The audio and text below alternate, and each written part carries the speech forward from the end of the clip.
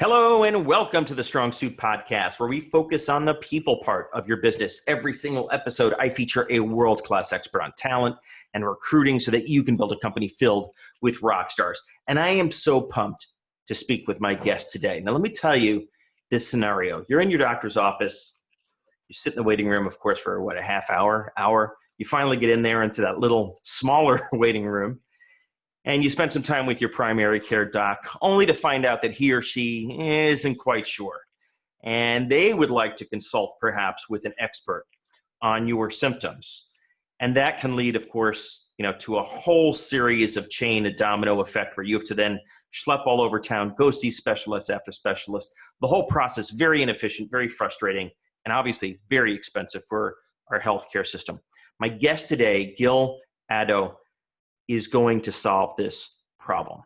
He is the head of Rubicon MD. Rubicon MD is based in New York, about 50 employees or so, and recently closed a very sizable venture capital round of over $13 million from some top investors.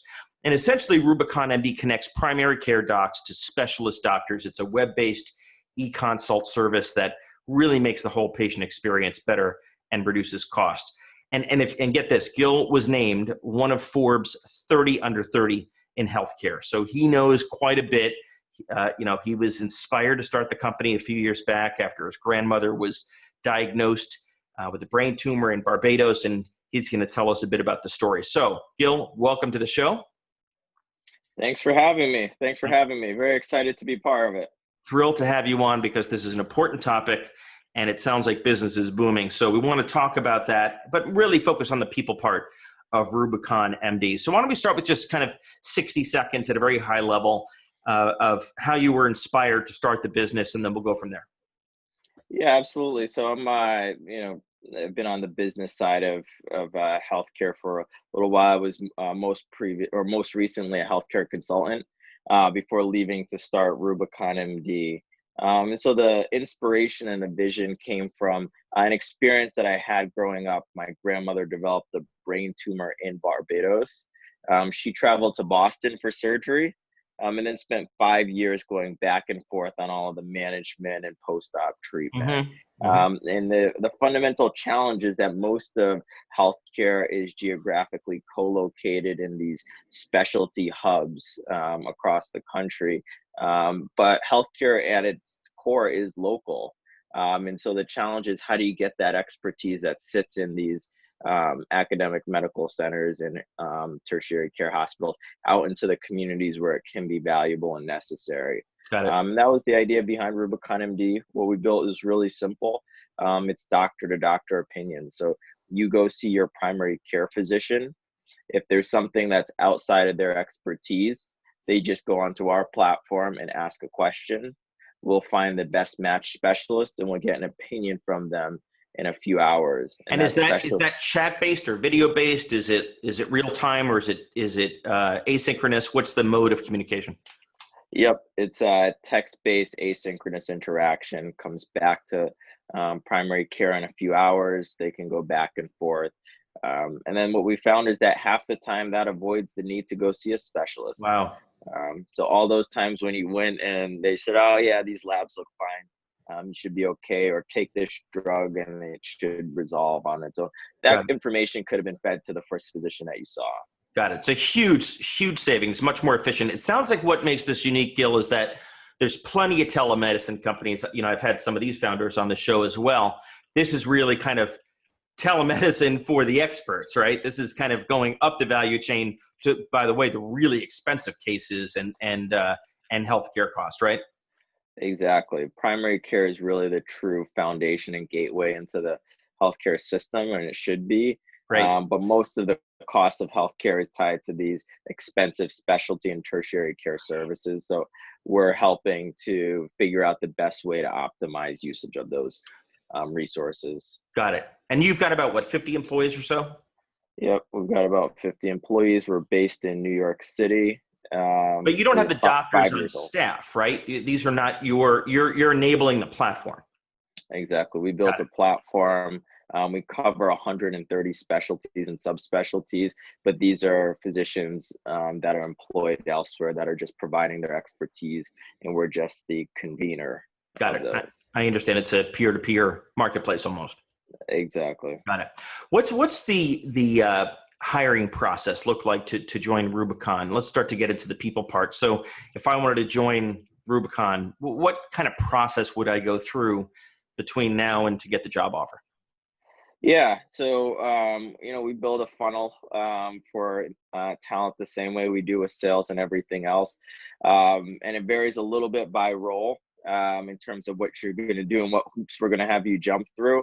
But we're going to start with just kind of sourcing people based on available kind of resources and typical sourcing techniques. So we're going to post jobs on our website. We're going to post roles in certain listservs. We're going to do some outbound work and try to find a cadre of the right for a role.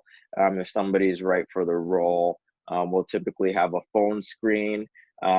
I love this part of the job. I love the people, so I'm always meeting with people. I'll take as many calls. Oh, I assume you're not doing the initial phone screens as the CEO of the business. Yeah, I'm not doing that, but a lot of the candidates that come to us are people that I've had coffee with 6 months ago when we didn't have a role. And I just thought they were doing something interesting and they thought they could be a great fit. And when the role opened up, we reached out to them. Where would you guess most of your great candidates come from? If you think about the 50 or so people that you've got, if you were to do kind of a analysis on where they came from, what would be the biggest source?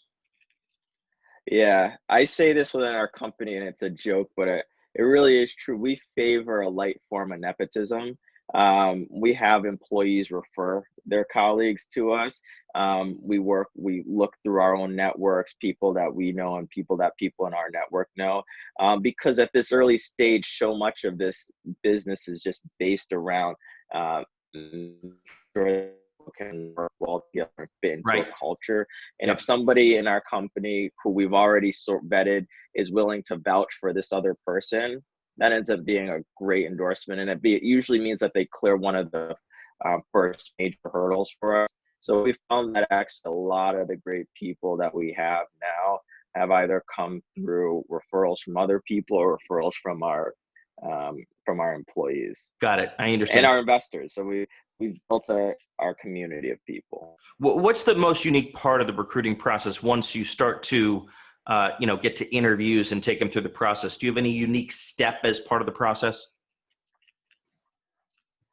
Yeah, well, there's one step that we take on the sales side that I think has been kind of been made a little bit famous through one of the Entrepreneur magazine stories. But now that when I share it out, it makes it less some other hooks that we throw into the process. But what we'll do is at the end of a hire for an account manager, sales, business development role, after they've presented, they'll typically present to 8 or 10 people. After they think it's over, I'll come back in with somebody else and I'll sit down and I'll ask them to draw out the org chart for Rubicon MD based on all the people they've met. Where does every person sit? How do they relate to each other? Interesting. And then just ask them some questions about them. Who do you think you still need to sell? Yeah. Who's most influential? That's a great test drive. And then some other things we'll go into. You're essentially looking at their observation skills, their ability to tie it all together. That's a great exercise. And so we've been able to use that in it. Yeah. Where did you learn how to do that? Where'd you come up with that, Gil? I got to give our credit to our head of sales. He and I were talking about one of the pitches that we have a lot of people who are mind-bendingly smart but aren't able to read the room and have that emotional IQ. And he just said, well, why don't we just ask them what was going on in the room? And we just started building from that and just built this into the interview process. Got it. So I'm guessing you raised just a very large sum of money. Does that mean that you're thinking about scaling the organization, adding people, or you're thinking about upgrading or expanding? Yeah, so we're in expansion mode right now. So it's happening in real time. I just had an interview earlier. It's already started to happen. We started the year about 30 people. I think we've added well,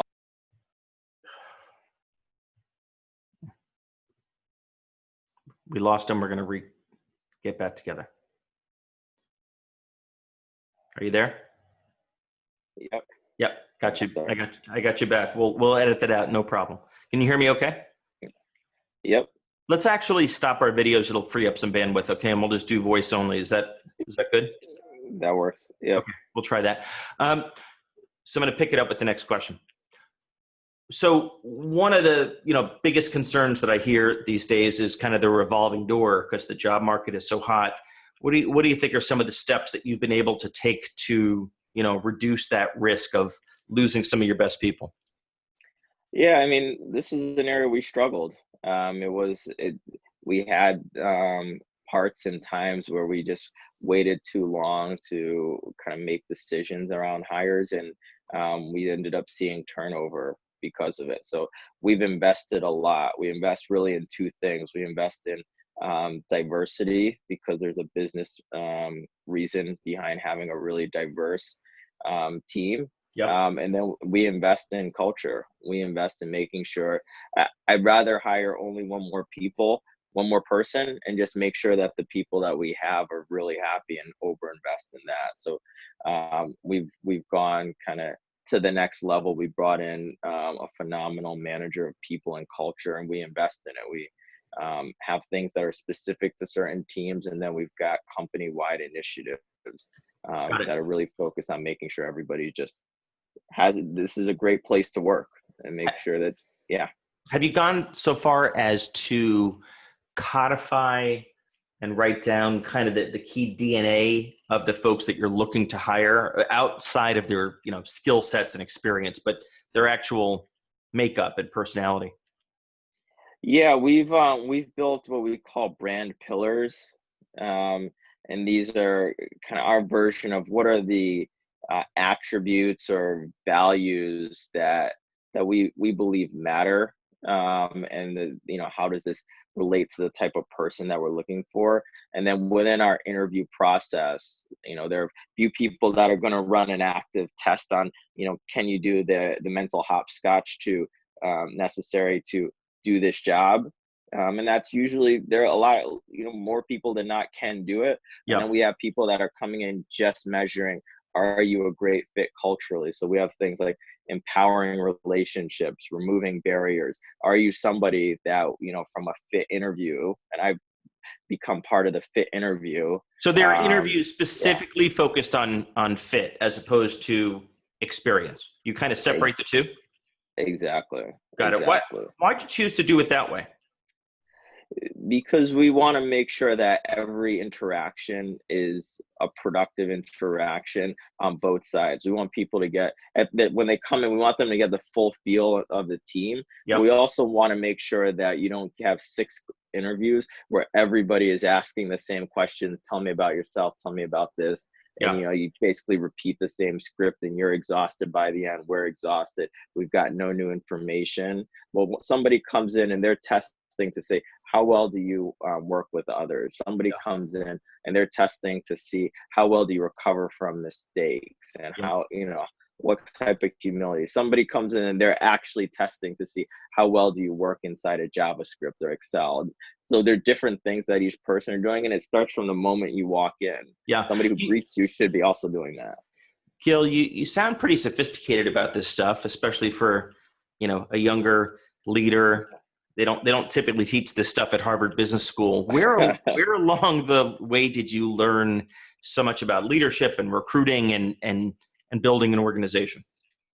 We had our lumps. Some of this was, well, one of the things is just, this is what I love about the job. I really do love the people, and making sure that they People ask, what about the role? This part of the role is exciting to me. Yeah. Making sure that people are in the position to succeed in or out of our company. There are plenty of people that are like, I'd rather go and I think I'm going to go try to start something. Well, I'm going to help you and support you for that. And then at some point, maybe you'll come work for us. Maybe you won't, but I believe that's great. So some of it is, you believe in karma. This is what I love. I believe in karma. I also believe in putting people in the right position to succeed. Not everybody is in the right position to succeed in Rubicon MD, but I want to help people get to whatever that is. And then, you know what, we took our lumps. We made some mistakes and we learned from them, and we've thought hard about this, and it matters to us. Yeah.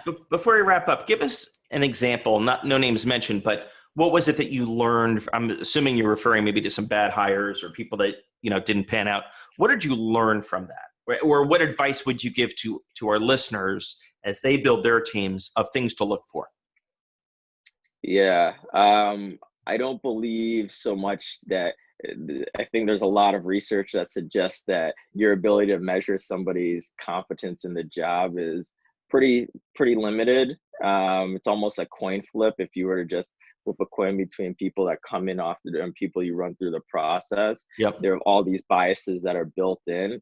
And when you start to peel back the layers of that, and we looked at all the historic data, people that have been great, people that haven't been great. And it's like there are a whole bunch of people we could have never predicted. We were lukewarm on this person. They came in and they were a rock star.